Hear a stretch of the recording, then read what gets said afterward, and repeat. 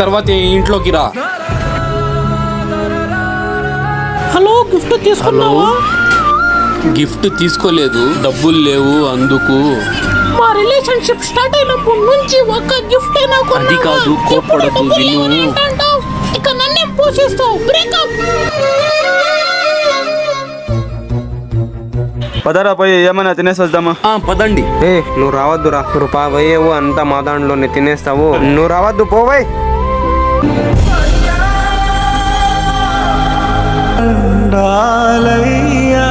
మా మధ్యనను